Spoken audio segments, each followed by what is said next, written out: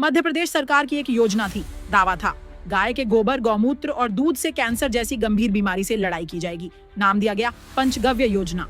पर अब सवाल ये है कि क्या बीमारी पर शोध हुआ या फिर इस योजना को ही बीमार कर दिया गया। दरअसल साल 2011 में ये योजना शुरू हुई थी। नानाजी देशमुख विश्वविद्यालय ने सरकार को करीब 8 करोड़ रुपए का प्रस्ताव भेजा, जिसमें 3.5 करोड़ रुपए विश्वविद्यालय को मिले।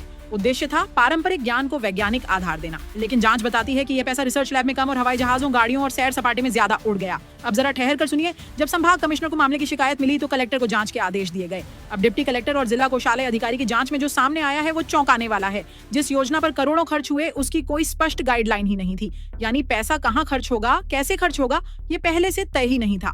जांच में पाया गया कि करीब 1 करोड़ 92 लाख रुपए गोबर, गौमूत्र, गमले, कच्चा माल और मशीनों की खरीद में दिखाए गए, जबकि बाजार में उन्हीं मशीनों की कीमत महज 15 से 20 लाख रुपए बताई जा रही है। रिसर्च के नाम पर गोवा, हैदराबाद, कोलकाता, बेंगलुरु जैसे शहरों की 20 से ज्यादा बार हवाई यात्राएं की गईं। अब सवाल ये है कि क्या गोबर, गौमूत्र की रिसर्च हवाई जहाज से होती है? इतना ही नहीं, योजना के पैसों से 7.5 लाख रुपए की नई कार खरीदी गई। पेट्रोल, डीजल और मेंटेनेंस में 7 लाख रुपए झोंक दिए गए। 3,50,000 रुपए गाड़ियों की मरम्मत में लगा दिए। 15 लाख रुपए टेबल और इलेक्ट्रॉनिक सामान पर खर्च कर दिए गए। यानी जो पैसा बीमारियों से लड़ने के लिए था वो आराम की सवारी बन गया।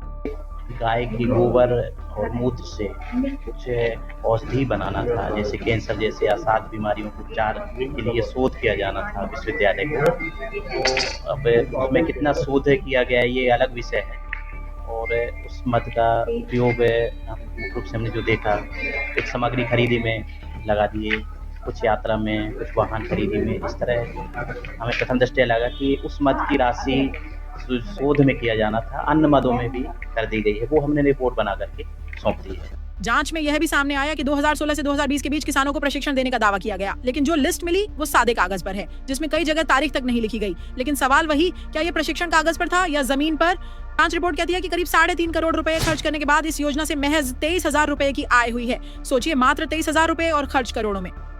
अब आरोपों के घेरे में योजना से जुड़े कई अधिकारी हैं। कुछ वरिष्ठ अधिकारियों की भूमिका भी संदिग्ध बताई जा रही है। रिपोर्ट कलेक्टर से होते हुए कमिश्नर तक पहुंच चुकी है। विश्वविद्यालय प्रशासन का कहना है यह पुरानी योजना है, सभी दस्तावेज और ऑडिट रिपोर्ट पहले ही दिए जा चुके हैं।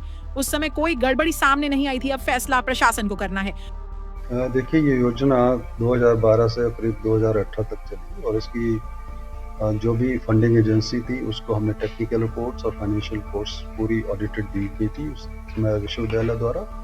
और अभी हाल ही में जो कमिश्नर साहब ने एक जांच टीम गठित की थी, उसको सारे जो भी रिक्वायर्ड डॉक्यूमेंट्स वो हमने दे दी, और अभी देखते हैं कि उसमें क्या आता है उसके बारे में।